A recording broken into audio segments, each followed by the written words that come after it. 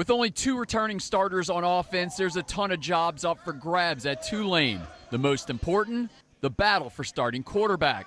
When it comes to experience, TJ Finley is the leader. He signed with LSU in 2020 and has been QB1 for 4 different D1 programs. TJ, he's like getting ready to get Social Security in college football. I mean, he's been here.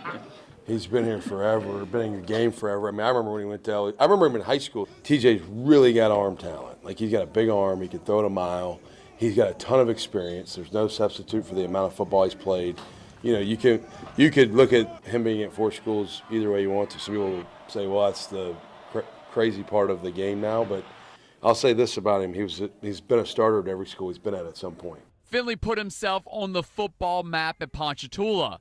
Now he's back where it all started, in the boot. It's been amazing being back home, but I've moved around so much. I've kind of made everywhere my home, in a sense. But being able to be around my baby boys, my sons, my family, that's meant everything to me. And being able to put on for my city, my state, and Tulane, that's going to mean the world. Even though Semonza was the starting quarterback for Ball State in 2024, the allure of an open competition brought him uptown. What really drew me to here over some other schools in the portal was the opportunity, right? They had a redshirt freshman last year who had never played, and he ended up, beating out a transfer and a guy who was already here who were all older and had taken snaps before. So, just having the opportunity with a genuine coaching staff and being able to showcase myself, and at the end of the day, the best guy's going to play. Semonza is listed at 5'11". That's considered undersized at quarterback. The California native will use that as motivation in his journey to be a starter.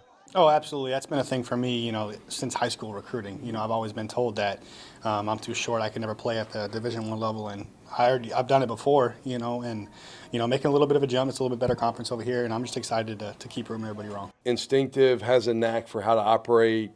Your typical sort of undersized, maybe chip on your shoulder, blue collar, just play backyard football a little bit. He's a fun guy to watch operate. He's really, really smart. Really smart. Out of the 3 quarterbacks pushing for the starting job, Donovan Leary has the least experience. He threw 5 passes in his time at Illinois. At Tulane, it's a clean slate for QB1.